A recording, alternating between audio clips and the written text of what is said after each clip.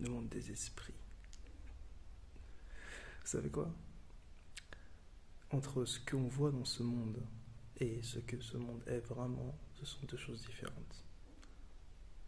Il y a des choses que les sorciers et les personnes qui sont élevées spirituellement peuvent atteindre, au-delà même des projections astrales. Et il y a un combat justement sur ce monde-là. Il y a bien sûr aussi justement ce moment où on peut être en paix avec soi-même. Mais il faut savoir aussi qu'il y a la polarité, mais également la dualité. Mais il y a aussi le grand un. Tout est un. Mais il faut qu'il y ait cette tension pour que ça évolue et que surtout justement ça éprouve chacune des lumières. Mais sans sortir des phrases trop théoriques et trop, comment dire, larges, parce que c'est en effet c'est très large de dire ça. Je vais vous dire un peu plus dans la pratique ce que ça donne. C'est que quand vous êtes sur un chemin d'ascension, vous êtes sur un chemin d'évolution de votre être, il y a une chose qu'il faut comprendre, c'est que ce domaine où on est actuellement a des personnes, des sorciers, des énergies en tout cas qui sont contrôlées par des égrégores, qui voient en tout cas ce domaine comme une source d'énergie.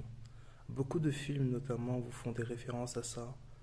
Je ne sais pas si vous avez vu le film Jupiter Rising notamment, et où simplement même tous les films un peu fantastiques, on peut voir justement des esprits comme Poltergeist, des choses comme ça.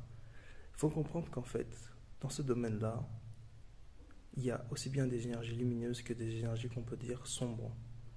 Quand je dis sombres, c'est des énergies en fait qui sont bloquées vis-à-vis en fait de leur évolution vers des dimensions supérieures. Et il y a aussi des entités justement qui sont sur des dimensions supérieures, qui connaissent très bien la lumière qu'il y a justement dans les êtres qui sont sur ce plan-là. Toutes les personnes qui s'éveillent, qui sont peut-être dans une énième incarnation, mais ils ne le savent pas, ou c'est une incarnation justement de transition vers des plans de lumière élevés.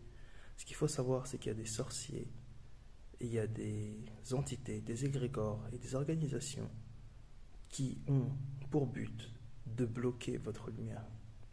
Parce que en bloquant votre lumière, ça permet en fait à l'entreprise, qui est justement cette vampirisation vis-à-vis de ce domaine, de continuer de tourner.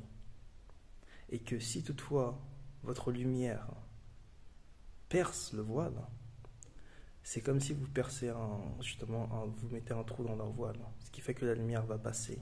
Et plus il y a de lumière dans ce domaine, moins justement ces entités qui veulent justement vampiriser ces lumières qui sont justement dans leur moment de transition, ils vont avoir de pouvoir sur vous. Donc, pour en revenir, pour faire très simple, dans ce domaine, là où on est actuellement, il y a des entités, des sorciers, qui ont pour but et qui sont rémunérés à bloquer votre lumière. Vous me dites, ok, mais maintenant on fait quoi? Le but c'est justement de comprendre et surtout d'être malin par rapport à ça. C'est de savoir que entre ce qu'on va vous vendre et la vraie lumière et le potentiel que vous avez, et surtout l'évolution qui arrive pour vous, ces entités et ces personnes sont très bien au courant de tous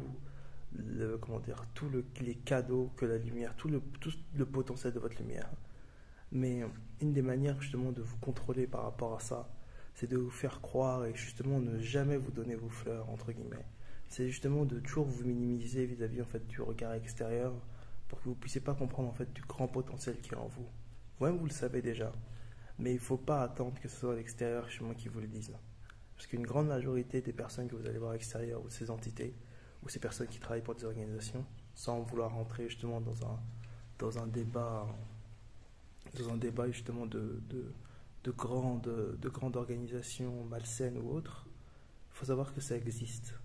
Et vouloir le nier, justement, ça ne va pas faire votre évolution. Il faut comprendre qu'il y a la polarité qui est en nous, mais il y a une dualité avec le monde extérieur. Et que c'est en fait l'osmose des deux qui fait qu'après vous devez trouver un grand tout avec vous-même.